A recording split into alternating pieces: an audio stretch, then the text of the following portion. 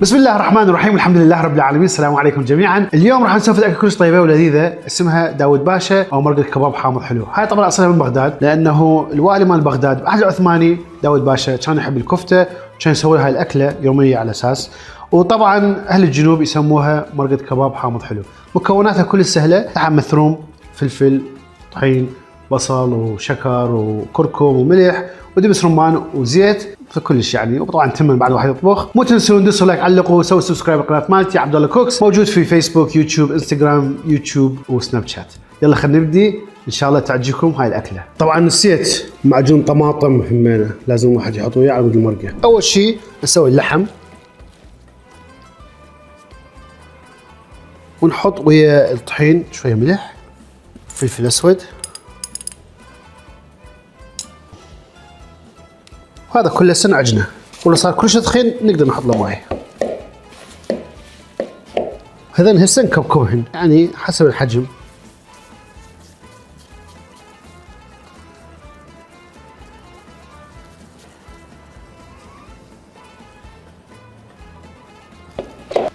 هسه نحط زيت زيتون، دهن حور، كيفكم، زبد،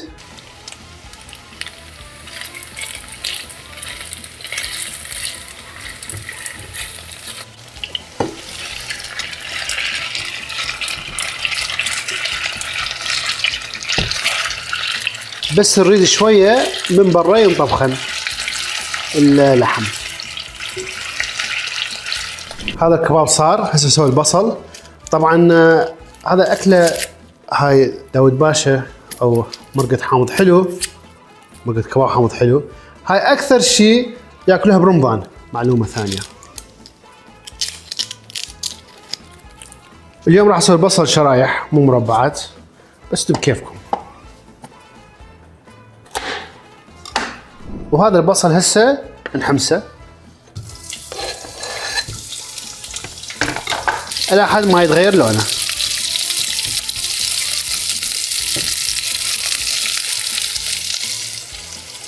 هذا هسه تغير لونه. هسه احط المعجون مال الطماطه، ملعقه، ملعقه ونص، ملعقتين حسب الكميه اللي تقدروا تسوون. وشويه حمسه،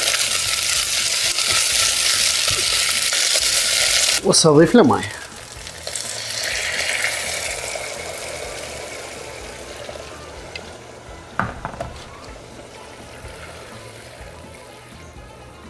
هسه نضيف الملح. طبعا لازم هنا اصعب شيء، لازم يصير توازن. هذا شويه ملح. انا ابدي كل شيء مثلا نص ملعقه مال كوب ملح، وملعقه كامله شكر، وبعدين اضيفن اذا احتاج بعد.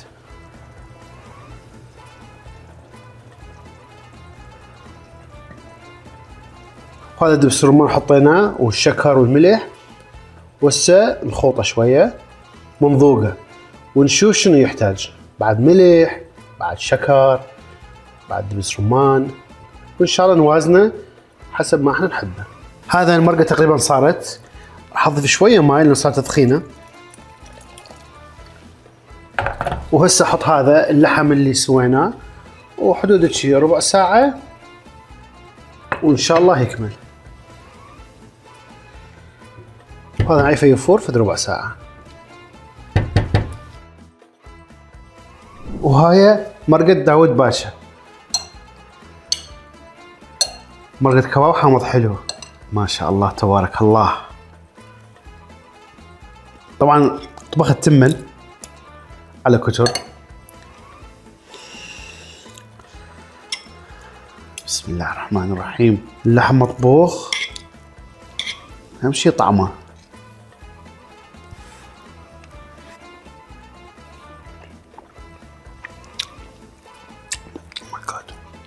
الحمد لله والشكر. كلش طيب، مكانكم خالي.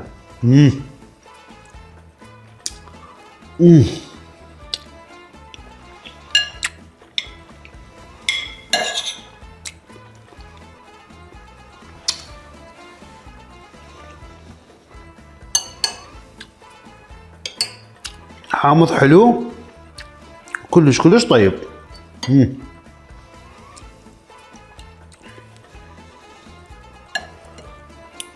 ان شاء الله عجبتكم هاي الطبخه والطريقه مالتها، وما تنسون تدوسوا لايك وعلقوا وسووا سبسكرايب على القنوات مالتي لانستغرام، سناب شات، تيك توك، فيسبوك ويوتيوب، انا كله موجود. وان شاء الله انا اشوفكم بالافلام القادمه. مع السلامه، باي باي.